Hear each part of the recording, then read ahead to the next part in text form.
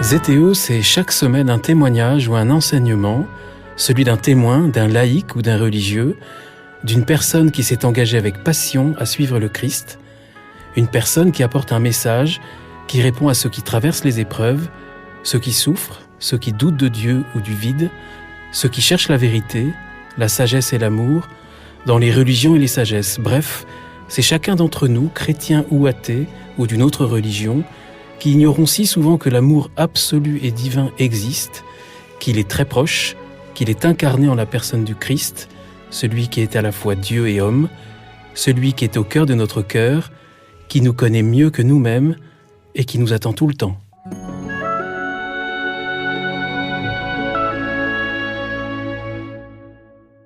Bonjour chers auditeurs de ZTO, bienvenue pour un nouvel épisode, je suis Guillaume Devoux. Aujourd'hui, nous allons parler d'un sujet précis qui pourtant nous touche tous. Je crois que c'est assez rare pour le signaler. Nous allons vous parler de l'attente, un mal, une épreuve qui ronge nos vies ou au contraire un bien qui libère et qui sauve nos vies. Encore faut-il savoir vivre notre attente ou nos attentes, savoir les accepter, les accueillir, les discerner, savoir même profiter d'elles pour améliorer nos vies, nous libérer et même nous faire rentrer dans l'éternité. Alors pour cela, j'ai le plaisir d'accueillir Jacqueline Kellen. Jacqueline Kellen, bonjour. Bonjour Guillaume. Jacqueline Kellen, c'est une joie de vous retrouver au micro de ZTO, 1 an et demi après votre première participation, où nous avions parlé de l'enfant prodigue, un épisode que je recommande vivement aux auditeurs. D'ailleurs, ce fils prodigue, nous allons peut-être le retrouver à certains détours de notre échange aujourd'hui, si vous le voulez bien. Jacqueline Kellen, vous êtes écrivain ou écrivaine? Écrivain. Vous êtes écrivain. On ne mettra pas la formule au féminin. En fait, je préfère aussi. Vous avez écrit de nombreux livres, une bonne trentaine d'ouvrages qui déchiffrent les grands mythes de l'Occident, les grands récits, les grands héros de la littérature mythique, comme Scheherazade, que j'aime bien, et j'ai relu pendant les vacances de Noël Les 1001 nuits. Les grands héros de la littérature, mais aussi quelques grandes figures féminines comme Marie-Madeleine, que vous aimez particulièrement. Vous lui avez consacré au moins 3 livres? Oui, et surtout, c'était mon premier livre. Je ne pensais pas qu'il y en aurait ensuite, enfin, un livre consacré ou non à Marie-Madeleine, mais ce fut mon premier livre, cette figure, cette grande dame et cette femme d'amour et de connaissance. Il faudra qu'on fasse une émission, si vous êtes d'accord, un jour sur Marie-Madeleine, parce que c'est un personnage que j'aime beaucoup et on en parle souvent sur ZTO, mais une spécialiste est la bienvenue pour éclaircir. D'ailleurs, Marie-Madeleine et Marie de Béthanie, c'est la même personne? Ah ben voilà, alors là on commence à s'interroger. C'était pas prévu dans l'émission, mais non. Il y a discussion. Il y a discussion. Pour moi, Marie-Madeleine, Marie de Magdala, a beaucoup de visages, des visages différents. Elle est à la fois cette femme pleine d'amour et qui se précipite avec un vase de parfum aux pieds de Jésus. On l'appelle à ce moment-là la pécheresse. Elle est aussi Marie de Béthanie, la sœur de Marthe, qui écoute, attentive, silencieuse, contemplative, qui écoute le maître, Jésus, qui vient la voir à Béthanie. Oui, alors souvent, mais je crois qu'il y a une discussion théologique donc entre l'Église d'Orient et l'Église d'Occident à ce sujet. Mais cette femme a plusieurs visages et tous convergent vers cet éternel féminin. C'est ça, elle a l'éternel féminin, c'est une figure d'éternel féminin. Un de vos grands sujets aussi, la vie intérieure, la vie mystique. Et si nous allons parler plus particulièrement de l'attente, c'est parce que vous venez de publier un essai, Grandeur de l'attente. Et ma première question, Jacqueline Kellen, c'était justement pourquoi avoir écrit à ce moment, c'était il y a 2 ans, je crois, au sujet de l'attente? Ce thème, enfin comme beaucoup des thèmes de mes livres, ils me tombent dessus, où ils me viennent à l'esprit ou au cœur. Et à ce moment-là, je commence à réfléchir, travailler, prendre des notes, faire aussi une bibliographie, voir ce qui a été écrit sur le sujet. Et même plus qu'une bibliographie, moi je suis très inspirée par l'art et par les tableaux, la peinture. Très souvent, je fais plutôt une iconographie. Et là, ce thème est tombé dessus, si je puis dire, en plutôt 2019. Et je me suis dit, mais l'attente, donc thème totalement inactuel, puisque nous sommes dans la précipitation, l'immédiateté, l'efficacité, etc. On n'attend plus, on veut tout de suite. Et ce thème, je me suis dit, mais c'est magnifique. Et il a été quasiment pas traité, ce thème. Et le hasard ou les circonstances ont fait que je me suis mise à rédiger. Donc j'ai proposé ce thème aux éditions du Cerf et aussitôt le directeur littéraire a accepté aussitôt en disant mais c'est un grand thème mystique. je ne l'ai pas contredit, j'ai dit oui. Pour moi, c'est avant tout un thème mystique, où on saute déjà, on bondit dans l'éternité, dans l'infini. Et je me suis mise à rédiger ce texte pendant le grand silence et le grand suspens du confinement 2020. Et je trouvais ça tout à fait extraordinaire. Oui, c'est incroyable parce qu'on peut dire que le confinement, c'est un temps d'attente. Ah ben totalement. Totalement. Et qu'est-ce que j'attendais à ce moment-là, ou qu'attendaient nos contemporains, les citoyens français, puisqu'on est en France, qu'est-ce qu'ils attendaient à ce moment-là? Est-ce qu'ils attendaient, comme encore maintenant, la fin de l'épidémie, la fin de la mort corporelle, etc. Bon, moi j'attends la fin des temps, j'attends la parousie. Donc voilà, ça a été très très beau pour moi de réfléchir sur ce thème qui, contrairement à ce qu'on croit, n'est pas le fait de repousser le temps. L'attente, pour moi, supprime le temps. Justement, on n'est plus dans la temporalité puisqu'on va vers l'intérieur. Et à ce moment-là, tous les événements extérieurs, tous les contingences se décantent ou s'abolissent, s'effacent pour rencontrer l'unique nécessaire. Hein. Vous parliez de Marie de Béthanie, voilà, l'unique nécessaire. La grande vertu de l'attente, c'est un exercice spirituel aussi. La grande vertu de l'attente, c'est en effet de nous mener vers l'intérieur et vers la question profonde, quel est le sens de ma vie, quel est le sens de tout ça, qu'est-ce que j'attends et qu'est-ce que j'espère. On va en parler pendant notre échange, si vous le voulez bien. Si ce sujet de l'attente a tant résonné en vous à ce moment-là, est-ce que c'est parce que vous vous êtes dit, tiens, en fait, je suis une spécialiste de l'attente? Est-ce que on a tous l'attente dans nos vies? Vous étiez comment par rapport à l'attente dans votre propre vie à ce moment-là? Je ne pense pas que ce soit lié à une circonstance de ma vie, mais peut-être ce qui a déclenché cette réflexion, cette méditation. Moi, je ne sais pas, avant d'écrire un livre, je ne sais pas grand-chose. Ce qui est magnifique, moi, dans ma pratique ou mon expérience de l'écriture, c'est j'apprends en écrivant, je découvre en écrivant. Donc pour moi, c'est pour ça que je n'écris pas plein de pages par jour. Si à la fin de la journée j'ai écrit une page et qu'elle me paraît bien achevée, bien écrite, pour moi c'est merveilleux. Donc à la fin du livre, j'ai appris beaucoup plus sur l'attente qu'au début, même si au début je prends plein de notes. Alors ce qui a dû déclencher un jour ce livre, c'est qu'une personne m'a fait remarquer, et elle avait raison, que j'étais impatiente. Oui, c'est ce que vous dites, hein, impatiente dans les petites choses. Mais je suis impatiente. De la vie quotidienne. Et je me disais, mais pas du tout, moi je suis d'une patience. Je me sens vraiment patiente, endurante, persévérante, dans plein de domaines de la vie, mais dans la vie quotidienne, pour moi, il est insupportable d'attendre, que ce soit une file d'attente, jamais, je continue, soit une file d'attente sur le marché, une file d'attente au cinéma, une file d'attente au restaurant, pour moi c'est insupportable, le temps est trop précieux, mon temps est trop précieux, donc je n'attends pas. Et c'est cette distinction, cet antagonisme, je dirais, entre l'attente extérieure, comme une salle d'attente, alors surtout chez le médecin ou chez l'avocat, etc. En général, ce n'est pas toujours très joyeux, les raisons pour lesquelles on s'y trouve.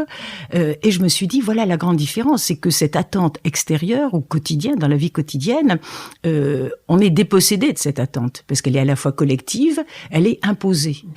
Alors que si je suis face à la table d'écriture, on va dire, c'est moi qui ai décidé d'être là et de passer ma journée, le plus clair de ma journée, à étudier, réfléchir et écrire. Cela dépend de moi, j'espère aussi de l'esprit souverain, mais je suis maître à bord d'une certaine façon. Donc mon attente est personnelle, singulière et gouvernée. Et là, dans les choses profondes de la vie, qu'il s'agisse d'une relation, des relations, qu'il s'agisse des épreuves, et je n'en ai pas manqué, je me sens particulièrement patiente et endurante parce que pour moi, tout ça c'est une mise à l'épreuve en effet de notre force intérieure. C'est une grande vertu, y compris les philosophes de l'Antiquité, bien avant le christianisme, tous, qu'ils soient stoïciens, platoniciens ou autres, enfin Socrate bien sûr, ont parlé de la patience, et dans les mythes on en parle aussi, la patience comme une vertu héroïque. Ça veut dire que la patience s'adresse, c'est toujours pareil, on en revient toujours à la profondeur de l'être. L'être extérieur, l'homme charnel, dirait Maître Eckhart, eh bien il est avide. Il est avide, il se jette sur tout ce qui passe, il est intempérant, il veut dévorer le monde, il veut tout ramener à lui, il veut tout posséder, alors que justement l'être patient ne se jette pas sur ce qui passe, il tamise les convoitises, il efface tout ce qui justement fait l'intempérance et le pouvoir violent. Et cette patience, donc, encore une fois, moi je pense que c'est ce qui manque tellement à l'heure actuelle, y compris dans le gouvernement, c'est la maîtrise, à savoir la tempérance. Je suis sidéré, je sais que notre époque, notre siècle, est sous le signe de l'avidité, de la convoitise, de la cupidité, et donc de l'intempérance, de l'hubris, de la démesure, de la volonté de puissance. C'est horrible, ça on le supporte très difficilement. Mais cette intempérance, que ce soit des mots ou de l'attitude, en effet, c'est l'extrême contraire de la patience, parce que la patience est sous le signe de la retenue. La force intérieure, la force d'âme, on s'exprime pas tout à trac, on ne réagit pas violemment, on n'est pas excessif, on prend le temps en effet de réfléchir, de modérer, de tempérer ses propos et on ne réagit pas, mais on peut répondre en temps voulu. Voilà. Donc cette patience est une grande vertu de sagesse et qui manque de patience, en effet, eh bien, il est du côté des insensés. C'est pour ça que notre monde est fou. Dans votre propre vie, à vous, vous dites que vous n'êtes pas à l'extérieur quelqu'un de patient, mais que vous l'êtes à l'intérieur. Le fait d'écrire ce livre, maintenant c'était il y a 2 ans, de le publier il y a quelques mois, et en même temps de vivre ces temps de confinement, qu'est-ce que ça a changé en vous? Moi, parce que j'ai l'image d'une femme qui accomplit énormément de choses dans sa vie, qui accomplit des choses magnifiques, qui font rêver. Vous avez une œuvre magnifique, et presque l'impression que, en fait, vous l'avez d'ailleurs un petit peu dit tout à l'heure, vos attentes ne sont plus de ce monde, elles sont peut-être déjà dans l'au-delà. Oui, mais je pense que autant que je me souvienne, dès mes plus jeunes années, je me sentais, enfin pas moi, mon individu, mais mon être profond, mon âme, était dévolue au ciel, enfin à un autre monde. Je ne sais pas si je vais directement au ciel, mais en tout cas à un autre monde. Profondément, je me sens, enfin pas le jeu individuel, mais mon être intérieur se sent fait pour l'éternité. Et je pense que c'est l'expérience spirituelle chaque personne ayant ce chemin ou ce questionnement sent qu'il y a en lui ou en elle, cette personne, une part précieuse, une part céleste, une part, moi je le dis souvent, qui vit d'amour et d'eau fraîche, et qui n'est pas dépendante en effet ni de la temporalité, ni des contingences, ni des modes, ni des injonctions actuelles. Vous dites que sans l'attente, la vie serait invivable? Je ne sais pas si je le formule comme ça, mais je trouve que c'est tout à fait juste. Oui, de même que sans absolu, sans idéal, sans désir de grandeur, de hauteur, de noblesse, la vie est invivable, en effet. Et c'est pourquoi notre époque, moi je ne la fustige pas à tout prix, mais c'est vrai que ça va quand même, ça se détériore rapidement, mais une société matérialiste, telle que celle qui nous est imposée, une société matérialiste, ignore absolument l'attente, puisqu'elle est autosuffisante. Elle se croit autosuffisante. Déjà, il y a coupure avec la transcendance, le divin, le monde surnaturel, l'invisible, tout ça n'existe pas. Donc, nous sommes déjà confinés dans cette cage qu'est le monde, la caverne de Platon. Et cette société assure, autosuffisante, elle a tout, elle sait tout, elle peut tout. Donc qu'attendre, puisque tout est là, et voilà. Donc la notion de l'attente ne peut pas du tout exister. Alors donc pas non plus l'espérance, puisque l'espérance fleurit, je dirais, naît à partir de ce terreau de l'attente. Donc l'attente est en effet absolument, bannie ou négligée. Alors pour autant, cette attente, vous la décryptez remarquablement dans ce livre dont nous avons parlé, Grandeur de l'attente. Vous décryptez ces différentes formes d'attente dans nos vies. Vous nous éclairez avec le langage des poètes, des artistes, des penseurs, des mystiques. Ce qui m'a frappé au début, c'est la présence de Kafka et de Beckett, eux qui révèlent un certain sens de l'attente du sens de la vie. Et eux, ils dénoncent en fait une époque, un temps où ce sens est parti, est évacué. Oui. Alors il y a des gradations dans l'attente et c'est la décape. En effet, Kafka, Beckett, Ionesco aussi. Alors que l'on qualifie. Il y a même une gradation de Kafka jusqu'à Beckett et Ionesco, parce que encore Kafka, ça peut encore aller. L'arpenteur dans le château que vous citez, il attend. Tandis que chez Beckett, ça devient comique, ça devient. Voilà, ça tourne à l'absurde. Oui, alors c'est pour ça, d'une façon générale, donc sans faire de distinction de nuances, on plaque la notion d'absurde et on mêle ça avec Sartre, etc., en disant rien n'a de sens, il y a bien sûr pas de Dieu, il y a pas, etc. Et si on lit vraiment, en effet, ce sont les questions profondes de l'existence, d'où je viens, où vais-je, quel est le sens profond de tout ça. Et autant en effet, alors Beckett, moi je trouve ça extraordinaire, le théâtre de Beckett, qui peut paraître désespérant, mais c'est bon de désespérer, ça veut dire c'est pas le non-espoir, ça veut dire que quelque chose peut surgir, et en mettant entre autres le fameux « En attendant Godot », en se mettant à la place ou en regardant ces marionnettes, ces personnages pitoyables, donc qui appellent notre pitié aussi, c'est nous-mêmes, à une phase de nous-mêmes. Enfin, vous parlez de gens qui s'agitent, qui gesticulent, oui, qui bavardent pour faire diversion. C'est ça. Ils attendent, ils n'attendent rien du tout. Ils vivent par procuration. Ils attendent un certain Godot et bien sûr Beckett, qui est tout sauf. Déjà, il a une culture chrétienne et même catholique en tant qu'Irlandais. Si Godot, il y a bien sûr le terme God qui veut dire Dieu. Et à plusieurs reprises, même il est question dans cette pièce de théâtre, il est fait référence à Jésus, à la crucifixion et pourquoi tout ça, quel est le sens de cette crucifixion, cette rédemption, à quoi ça sert, à quoi ça a servi. Bon.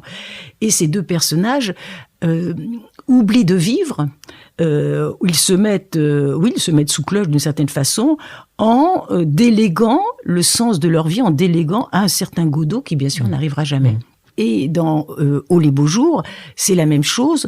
On attend la mort, mais on dit pas cela. Donc on meuble. C'est exactement notre divertissement aussi actuel. Parlons d'autre chose, ou ne parlons que de ça, et on engloutit ce qui est le plus précieux, à savoir. Mais n'y a-t-il pas une vie supérieure? N'y a-t-il pas la vie de l'esprit au sens la vie spirituelle? Alors, heureusement qu'il y a la vie du cœur. Il y a des éclaireurs et des guides, parce que j'ai bien aimé cette formule. Il y a les passants qui se pressent, mais il y a aussi les passeurs. Et oui. Et par exemple, vous citez, j'ai beaucoup aimé Fernando Pessoa, le grand écrivain portugais. C'est un très grand. L'intranquillité. Vous voulez en dire quelques mots, Jacqueline? Oui, c'est un très très grand. Vous savez, souvent je dis, quand je rencontre ou quand je donne un stage ou une conférence, je dis, mais comment peut-on vivre si on n'a pas lu le banquet de Platon? Comment peut-on vivre si on n'a pas lu le livre de l'intranquillité de Pessoa? Bon, etc. Et comment peut-on vivre aussi si on n'a pas lu Don Quichotte, etc. C'est une intranquillité nécessaire. Voilà. Alors l'intranquillité, depuis le terme est repris et quelque peu édulcoré, alors que là c'est un néologisme, enfin du traducteur. Mais Pessoa, qui est absolument, c'est un personnage extraordinaire, qui est totalement tourmenté, remet, je dirais, on peut le rapprocher aussi de l'immense Malraux, tourmenté par la dimension métaphysique, la dimension supérieure, l'ésotérisme aussi, et je pense que, un véritable philosophe comme un véritable chercheur de Dieu, ou même un véritable mystique, ne sera jamais apaisé. Le tourment de Dieu, le tourment de l'au-delà, qu'on retrouve aussi chez Dino Buzzati, c'est le propre de la conscience. Et je trouve ça magnifique. C'est le propre de la foi. Quand on parle de ferveur, la ferveur, c'est pas tranquille. La ferveur, ça bouillonne. Bon, on n'est jamais tranquille, on n'est jamais assuré. Enfin, c'est aussi la fameuse phrase des confessions de saint Augustin. Notre cœur est sans repos. Inquietum cor meum. Bon, parce qu'on est dans une existence incomplète. Parce que notre existence, mais oui. Comme vous avez cette formule que vous avez reprise à Sainte Thérèse d'Avila que j'ai beaucoup aimée, la vie n'est qu'une nuit à passer dans une mauvaise auberge. Mais oui. C'est pas mal. Alors, ça paraît tragique ou un peu, alors nous on dirait pessimiste de nos jours, mais de fait, l'être profond, l'être précieux, la part céleste qui est en nous, en effet, se sent en exil. Nous sommes des oiseaux de passage. C'est une expérience profonde. Ça ne veut pas dire, une Thérèse d'Avila, elle a œuvré en ce monde, elle a fondé des monastères, elle a agi concrètement en ce monde. Mais l'être spirituel, la part spirituelle en chacun, ne se sent pas vouée à terminer ses jours. Elle n'a pas à s'établir ici-bas. Elle était vous dites, elle était très impatiente elle-même. Elle était même exaspérée d'attendre le bien-aimé. Oui, elle crie, je meurs de ne pas mourir, ce qui était aussi repris par son ami spirituel Jean de la Croix. Je meurs de ne pas mourir, à savoir, cette existence-ci est limitée, elle est sous le signe de la contingence et aussi, de la souffrance et aussi des joies. Mais il n'y a pas de... là aussi, c'est le leurre actuel. Rien ne dure. Bon, c'est déjà dans l'Ecclésiaste, rien ne dure sous le soleil. Rien ne dure. Et nous nous entêtons à penser que un jour, ici-bas, il n'y aura plus de famine, il n'y aura plus de souffrance, il n'y aura plus de malheur, il n'y aura plus de mort. Leurre total. On se berce d'illusions. Si, ce monde est fini. Ce monde est fini. Donc, pas donc, ce n'est pas logique, mais ce que l'être profond, ce qu'en chacun l'être profond peut espérer, c'est justement d'ensemencer ce monde d'une lumière supérieure, d'ensemencer ce monde de vertus qui ne passent pas, de qualités qui ne passent pas, la bonté, la beauté, l'amour, la patience, etc. Donc c'est ce qu'on appelle transfigurer le monde. Mais le monde visible, concret, matériel, etc., le monde des phénomènes est absolument fluctuant. Donc, on n'a pas prise dessus et on n'a pas à s'établir durablement. Donc, l'attente, c'est le pont, en fait, vers l'invisible. Totalement. Et vers l'éternité. Totalement. C'est ce qui permet de bondir, tout en étant ici, qui permet à notre âme de bondir et déjà de savourer la merveille, les biens immatériels, les biens essentiels. Vous dites qu'elle est ascèse et ascension. Oui, mais vous me rappelez plein de choses. Oui, parce que moi, je viens de le lire. Vous l'avez écrit il y a 2 ans, donc oui, j'approuve. Ascèse au sens, en effet, il y a cette tempérance, cette maîtrise de soi, ne pas se jeter tout de suite sur les choses ou les êtres et les exploiter ou les dominer. Et il y a cette notion, en effet, de détachement qui est... indispensable à tout chemin d'élévation. Ce détachement, donc, avec l'attente, je prends de la distance. Encore une fois, je ne me jette pas sur les choses. Donc, ascension nécessairement, élévation et donc légèreté. Une voie spirituelle vous détache de beaucoup de choses. Qu'est-ce que tout cela qui n'est pas éternel, la parole du poète Alfred de Vigny, qu'on ne doit plus guère lire de nos jours, mais les poètes sont très précieux. Qu'est-ce que tout cela... Non, d'ailleurs, je ne sais pas, non, ce n'est pas Vigny, d'ailleurs, c'est Lecomte de Lille. Qu'est-ce que tout cela qui n'est pas éternel ? Oui, vous aimez bien les passeurs, les poètes, les artistes, les saints.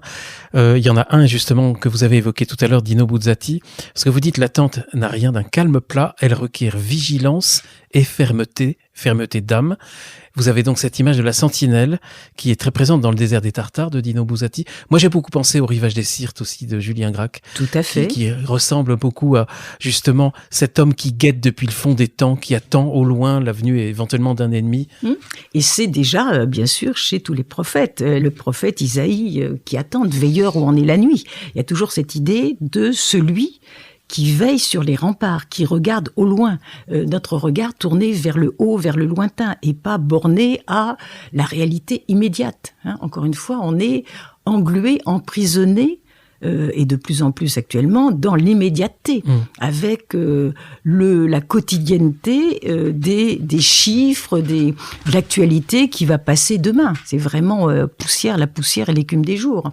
Bon, pour moi, en effet, le désert des Tartares, qui remonte quand même, qui est 1940, et donc il a écrit Buzzati, mais il a écrit cela, il avait, je me souviens plus, enfin il avait pas 30 ans. Bon, et quand on lit même ses romans précédents ou ses essais précédents, déjà c'est comme s'il était né avec ça.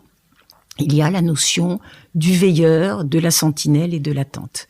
Et non pas je ne sais pas ce que j'attends, mais il y a en moi quelque chose qui a soif d'infini.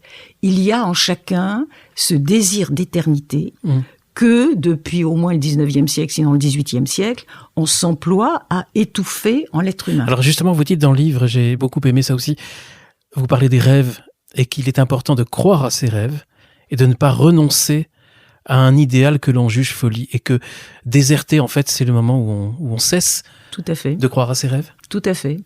On se contente on fait ce qu'on peut. Donc vous rêvez beaucoup vous-même ?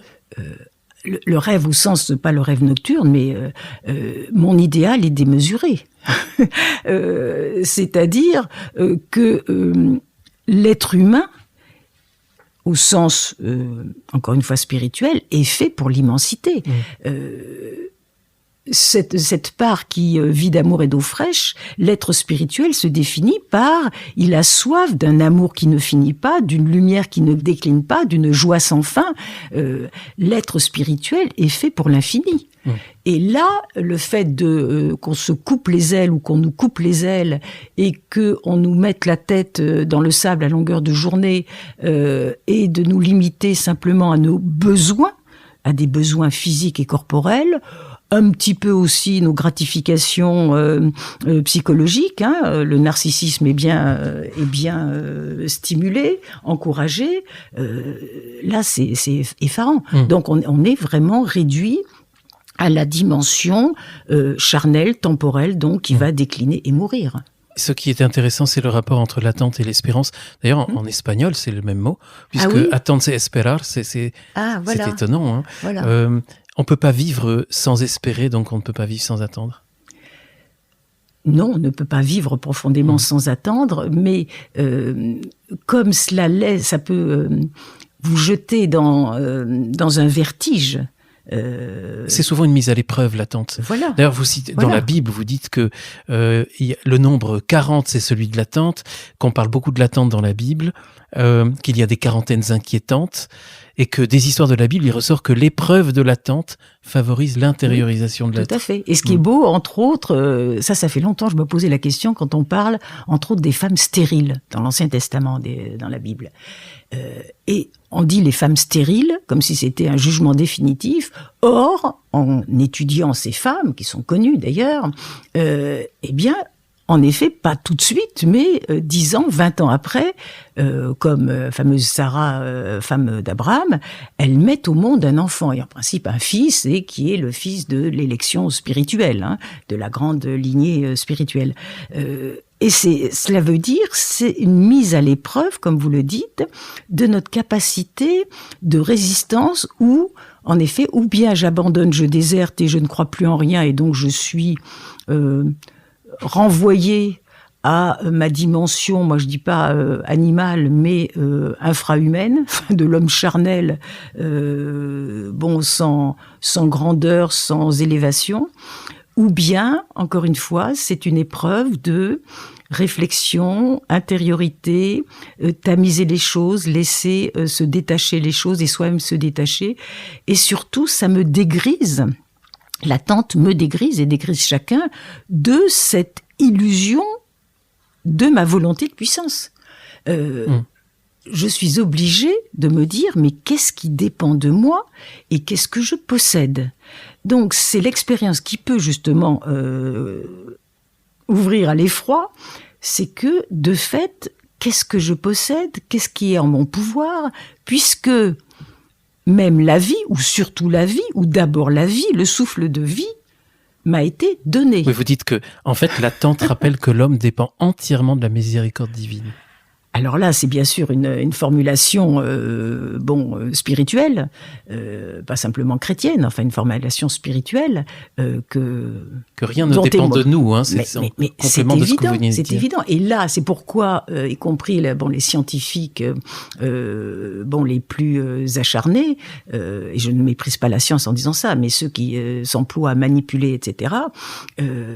Ils sont contraints, ils peuvent cloner, ils peuvent manipuler, ils peuvent greffer, ils peuvent faire des chimères, comme on dit actuellement, en greffant animal et humain.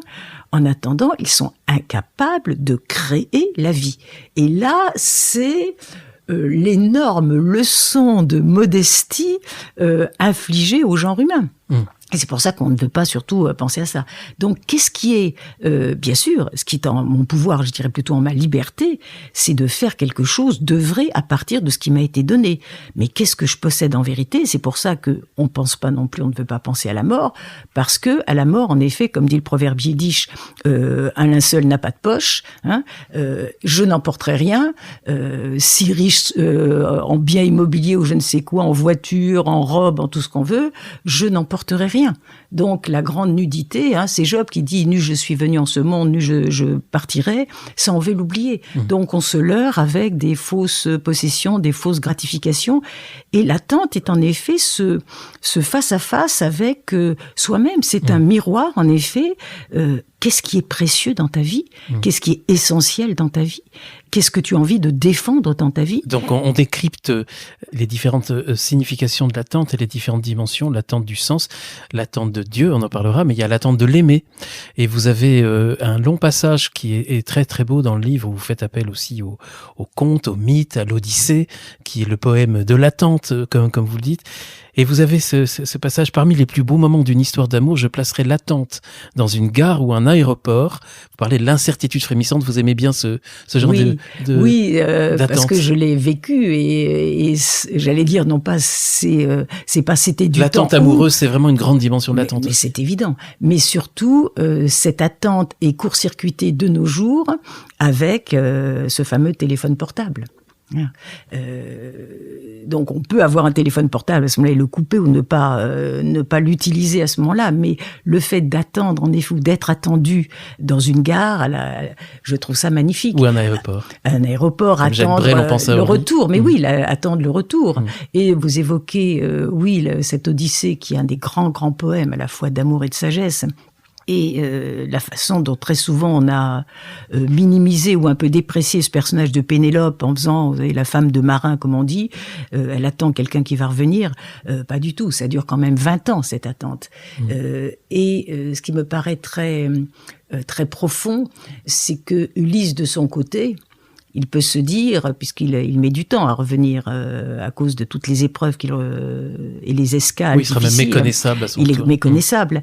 Mais il peut se dire, de toute façon, pourquoi revenir à Ithaque, c'est son royaume, puisqu'il avait dit à sa femme, avant de partir pour la guerre de Troie, il avait dit, eh bien, quand notre fils Télémaque, il sera un peu grand, d'abord il aura du duvet au menton, c'est très joli, eh bien, remarie-toi, parce qu'il faut aussi gouverner le royaume. Donc Ulysse, de son côté, peut se dire, parce que là, en effet, il n'y a pas de moyen de communication technique, il peut se dire, bon, il est évident que Pénélope, mon épouse, ne croit plus en mon retour, pense que je suis mort et a dû se remarier, comme je lui avais dit. Bon. Et Pénélope, de son côté, peut se dire aussi, je n'ai aucune nouvelle. Et là, le temps n'existe plus, ou passe au contraire très lentement. Et elle a beau avoir la ruse au début de dire, bon, je tisse le lin et la nuit, je le défais pour essayer de faire patienter les prétendants là qui convoitent sa main et sa puissance. Eh bien, à un moment, elle peut se dire aussi, pourquoi attendre, pourquoi y croire encore ? Et donc, il y a cette foi en l'amour qui fait, moi je sens que c'est absolument lié, c'est dans la mesure où, moi Pénélope, je vais dire, je sens en mon cœur qu'il va revenir, dans la mesure où j'ai cette foi en lui, il va revenir. Et Ulysse aussi se dit, même si extérieurement je peux la raison à ses raisons, etc., de dire, ben non, elle a dû renoncer, mais Ulysse, il croit encore, ou il croit avant tout, et c'est cette grande passion d'amour et c'est cette grande fidélité au sens profond, cette fidélité qui fait qu'il va revenir, en effet, sain et sauf, à bon port. Passion d'amour réciproque, mutuelle, entre Ulysse et Pénélope, qui est magnifique, puisque vous avez même cette trouvaille que je trouve formidable, vous dites que, en fait, Pénélope, elle abolit le temps parce qu'elle tisse et détisse l'étoffe. Voilà. J'avais jamais rencontré ça. Oui, elle tisse et détisse. Non, mais temps. surtout, ce qui est important, c'est parce que le détail qu'on ne donne jamais. Alors, on connaît plus ou moins la ruse de Pénélope, en effet, qui dit à ses prétendants, tant que je n'aurai pas tissé cette étoffe, je ne choisirai. D'ailleurs, elle n'en a rien à faire de choisir tel ou tel. Puisque le seul élu de son cœur, c'est Ulysse. Elle dit tant que je n'aurai pas terminé, etc. Je ne pourrai pas choisir l'un d'entre vous. Mais de fait, ce qui est très intéressant, c'est que cette étoffe n'est pas indifférente, c'est un linceul. C'est un linceul. C'est le linceul de Laërte, à savoir le père d'Ulysse. Donc le fait de tisser, détisser, elle détricote, je dirais, la mort. Donc elle travaille dans l'éternité, comme nous chacun, j'ai l'impression, devrait, enfin sur le plan spirituel. Moi, je dis toujours, j'espère que je tricote mon corps d'éternité, ou le corps glorieux. C'est ça le sens profond de notre existence. C'est magnifique, ça fait méditer, oui. Pénélope tissant et détissant et oui. Abolissant le temps, en fait. Oui. Et à la fait, fois au physique, puisqu'elle défait le linceul, et aussi elle repousse le temps, en fait. Oui, et pour moi, c'est pourquoi elle n'est pas une figure ordinaire, enfin une femme qui va vieillir et mourir. C'est vraiment une allégorie pour moi de la sagesse, qu'on trouve d'ailleurs le livre de la sagesse dans la Bible.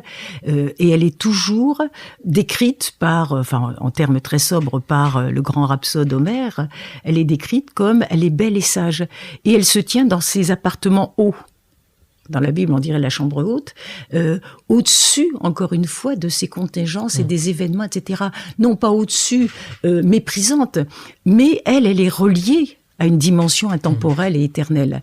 Et elle vaque, en effet, pas aux occupations ordinaires, elle vaque aux choses métaphysiques, elle vaque, en effet, à trouver et à offrir aussi cette dimension à laquelle nous sommes tous appelés, qui est une dimension d'infini. Donc il y a vraiment ces passeurs que vous aimez évoquer dans cet ouvrage. Là, on était avec Homère, mais il y a les contes, il y a les récits mythiques, il y a le Graal, il y a Tristan Iseult, il y a même Robinson Crusoe. Oui. Et il y a même, j'ai beaucoup aimé La Belle au bois dormant avec cette très belle phrase que vous avez. Il me semble qu'on reconnaît le grand amour à ce qu'on attend toujours. Parce qu'elle, effectivement, elle attend longtemps. Oui, cette phrase s'est imposée à moi amour, et je me suis dit, ça peut être une phrase terrible. Ça veut dire que jamais en cette existence, je ne rencontrerai le grand amour, si on le prend de façon négative ou pessimiste. Mais ça veut dire aussi que tout amour, tout bel amour, tout grand amour vécu ici-bas, n'est pas complet. Il est toujours sur fond en effet, d'éternité. Il appelle à un amour encore plus grand. Est-ce que c'est pour ça que l'amour passionnel, qui est un amour magnifique, ne dure pas ?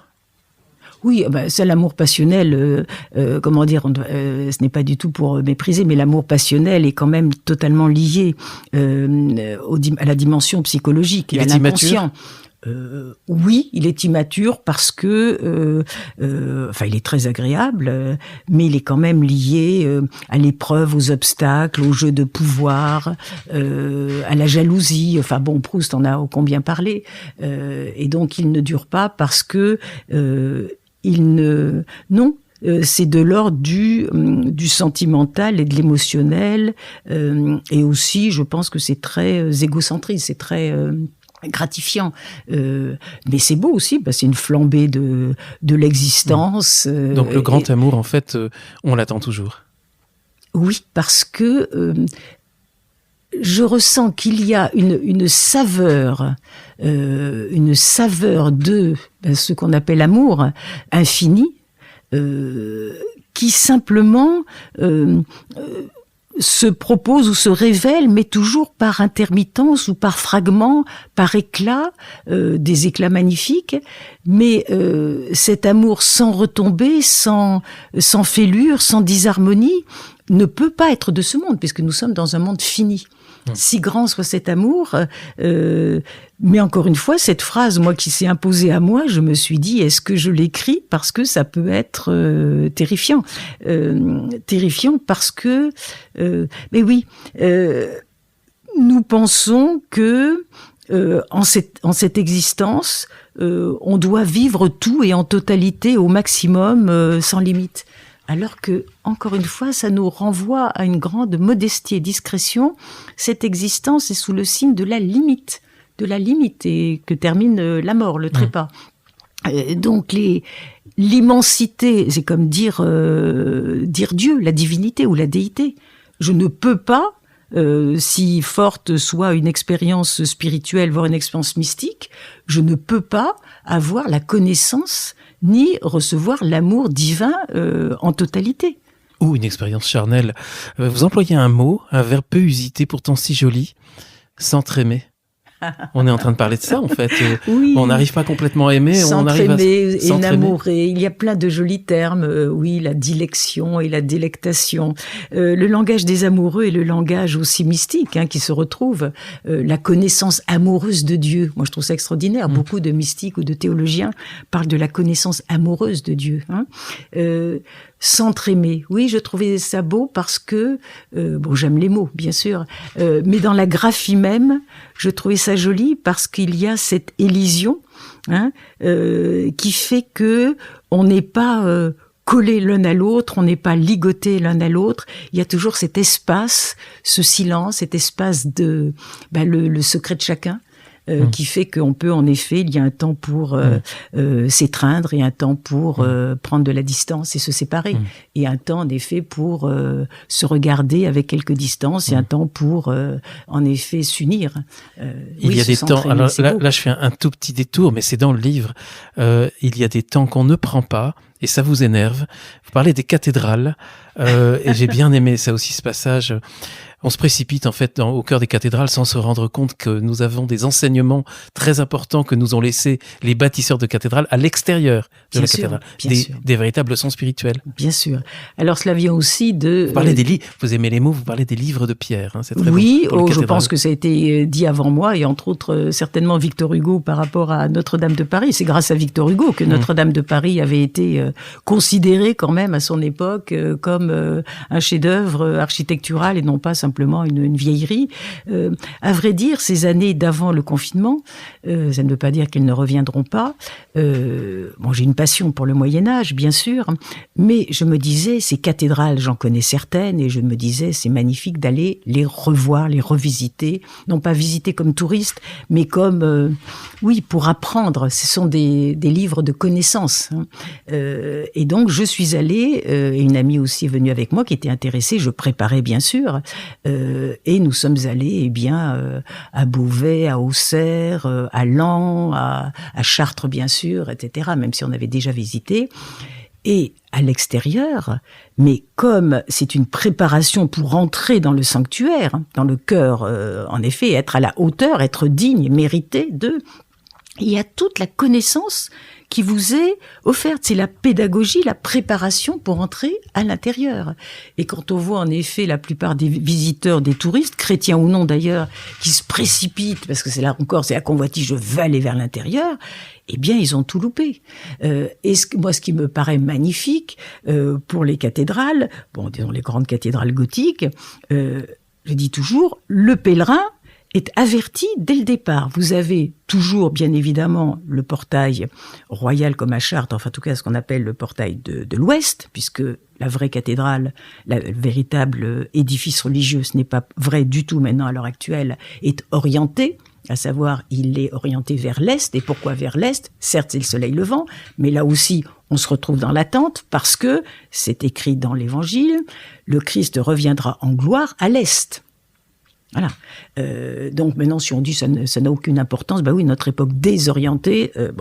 Donc à l'est, donc le portail par lequel on entre ou que l'on doit d'abord contempler, il y a le Christ au centre. Je suis la porte. Et il y a très souvent aussi le jugement dernier qui est présenté. Alors de façon parfois d'ailleurs assez amusante, où on voit que il y a les damnés et les élus, et du côté du diable qui emmène les âmes pas très nettes ou pécamineuses vers le démon et l'enfer, et on voit non seulement une belle dame, mais on voit aussi un moine, etc., ou un évêque.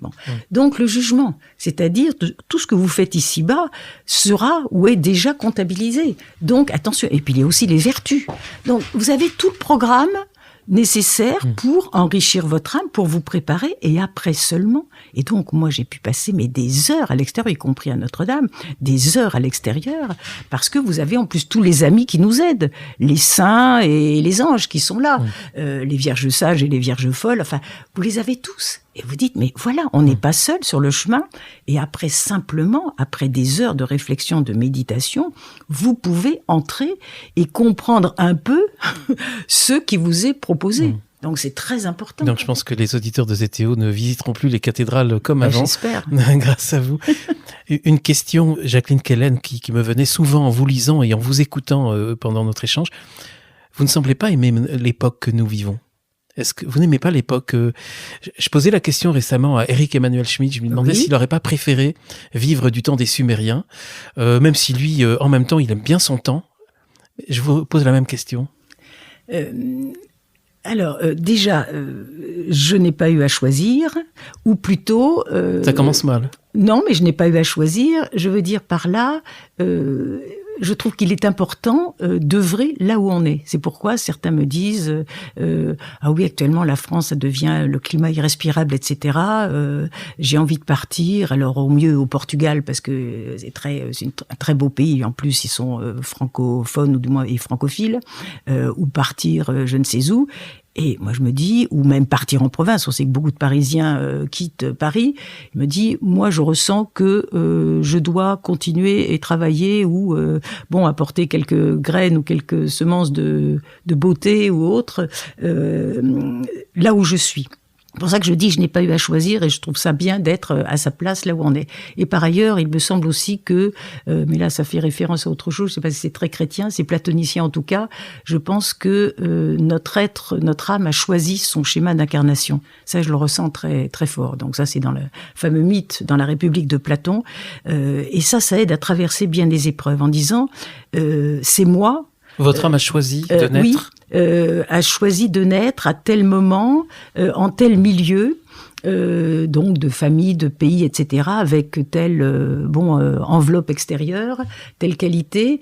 Et là, ça aide en effet de dire ce n'est pas le destin et je ne peux rien. Ça vous donne de l'énergie et de l'espérance. Voilà. Alors, notre période, moi, ce que j'aime dans cette période, dans ce monde, c'est les possibilités, en effet, de connaissances, si on les prend. Bon, vous voyez, là, je suis entourée de livres et je dois tout aux livres.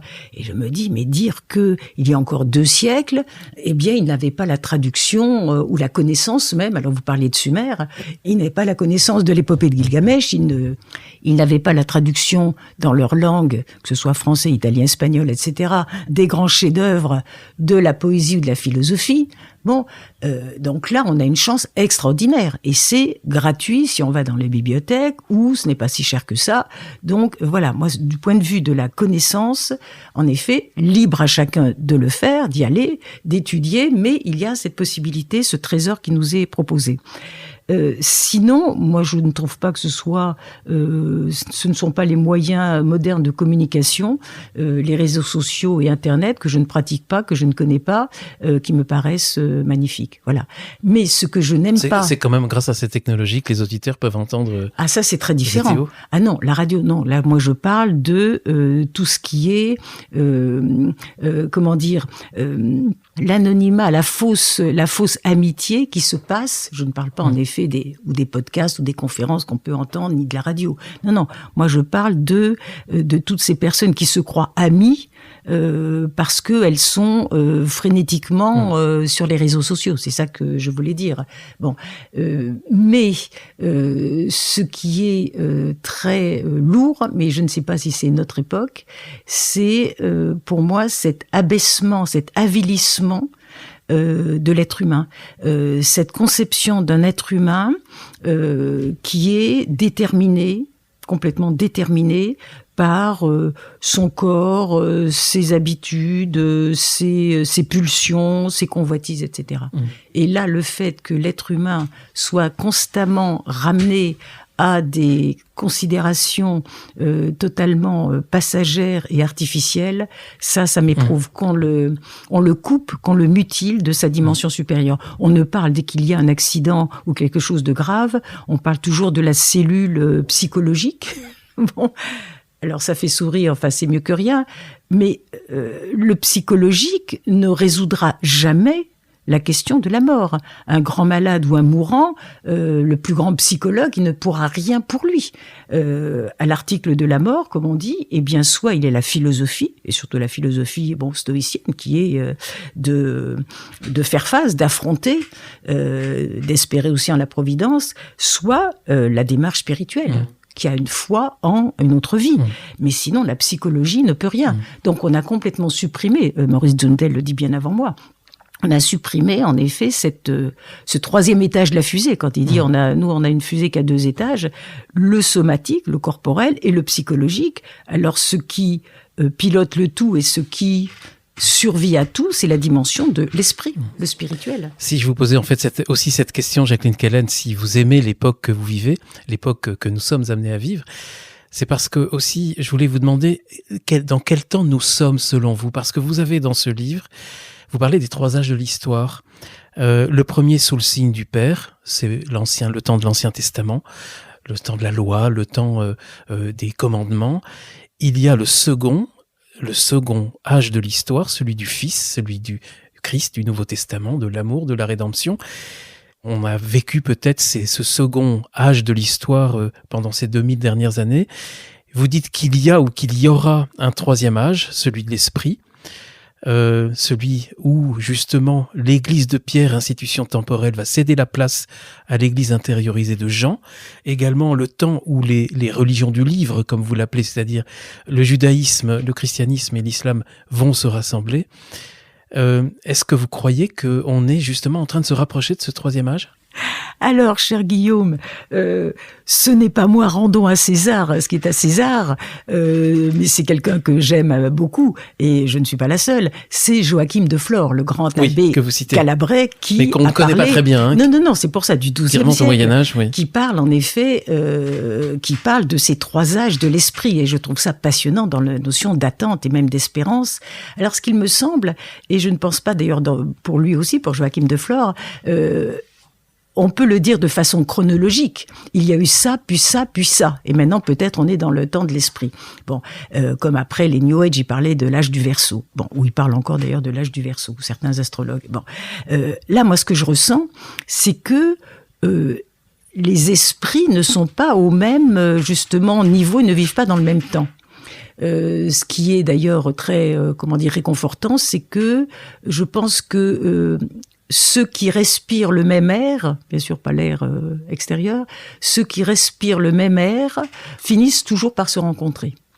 Ils sont de la même planète, pas la planète Terre, Gaïa, etc., dont on nous rebat les oreilles, mais je pense que, en effet, ceux qui vivent dans cette même dimension d'attente, d'espérance et de foi en la puissance souveraine de l'esprit, ils se retrouvent. Ils se rencontrent, ne pas dire qu'ils vont vivre ensemble ou se voir tout le temps, mais il y a ça, cette conspiration heureuse et invisible des esprits.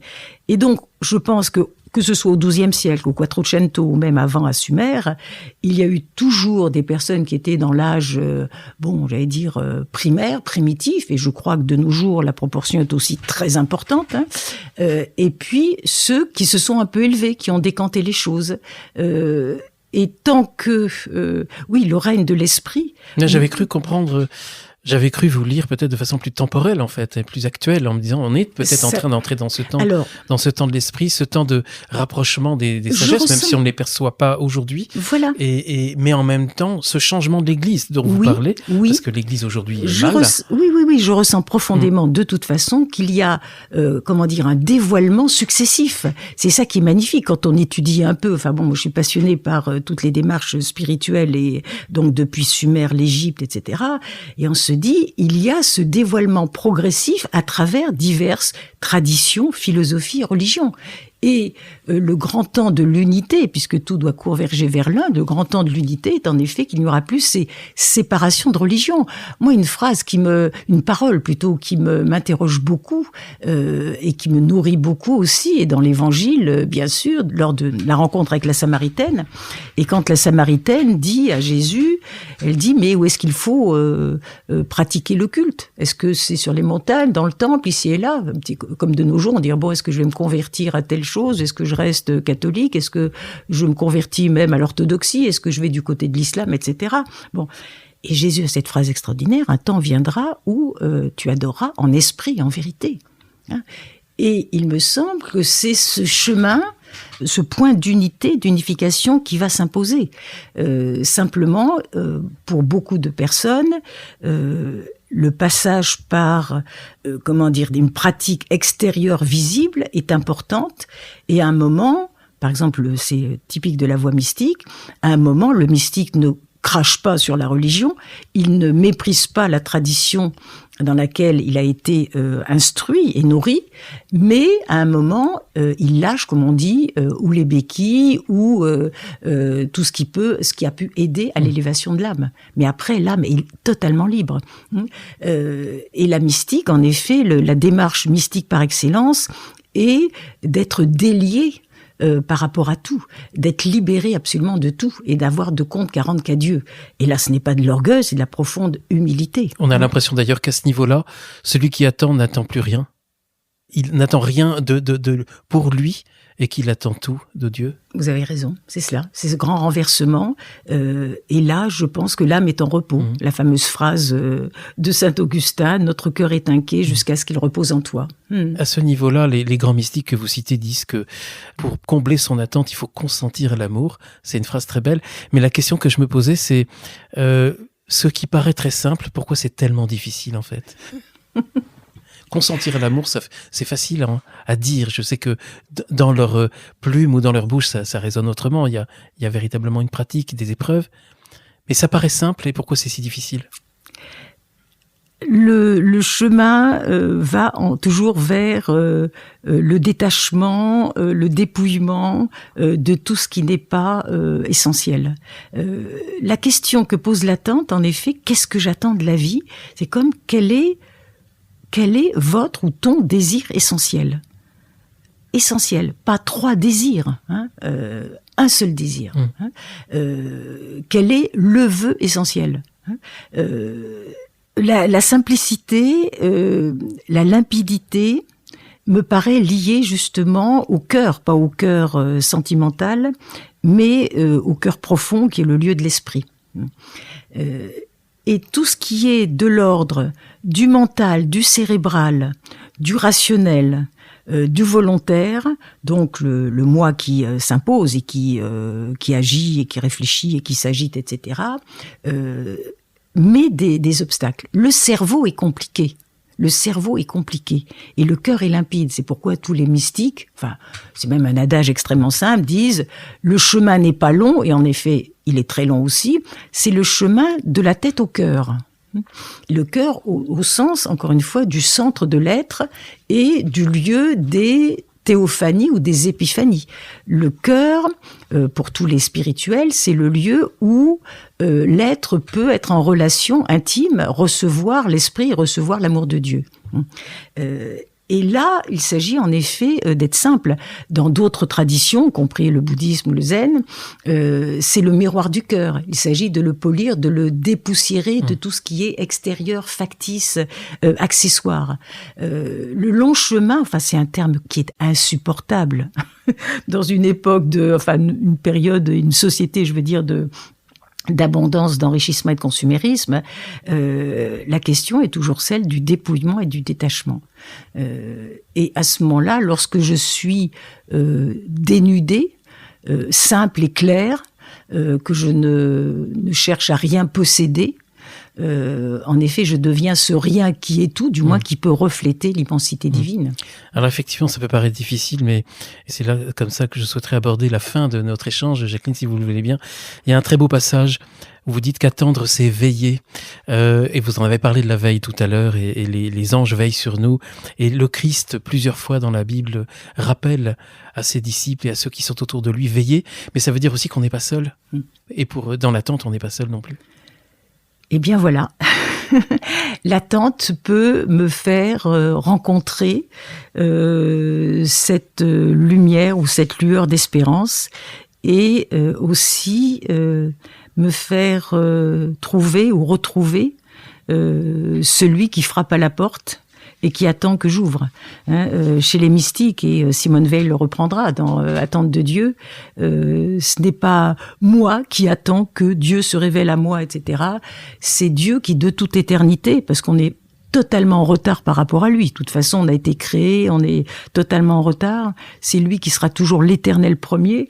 Et c'est Dieu qui attend que l'on comprenne, que l'on soit suffisamment humble et suffisamment plein de désir et d'amour pour revenir à lui. Ce grand retour à Dieu, en effet, c'est lui qui attend. Alors, Attente de Dieu, ce n'est pas un titre pris par Simone Weil. Vous savez, c'est le père Perrin, le grand dominicain qui était son ami spirituel, qui a choisi ce titre pour éditer ses pensées de Simone Weil, qui est morte très jeune, et Marie-Madeleine Davy, que j'ai bien connue, spécialiste du XIIe siècle et spécialiste aussi des mystiques, me disait, en effet, ce titre doit être compris, non pas comme c'est moi qui attends Dieu, en le semant presque d'une façon ou d'une autre qu'il se présente à moi, ou qu'il apparaisse, sous une forme ou une autre. C'est Dieu qui est le mendiant d'amour, ce dont parle d'ailleurs Maître Eckhart. C'est Dieu qui m'attend. Et là, le renversement, là, nous sommes à la fois pleins de reconnaissance, une gratitude immense, et plein d'humilité. Vous vous rendez compte, cet amour qui nous a mis au monde, cet amour fou, et d'une patience. Moi, la plupart du temps, je me dis, bon, quand même, dans l'histoire, ce qu'on connaît en tout cas dans la Bible, Dieu, il en a eu vraiment assez, et il a dépêché le déluge. Il a dit lui-même, c'est une phrase terrible dans la Genèse.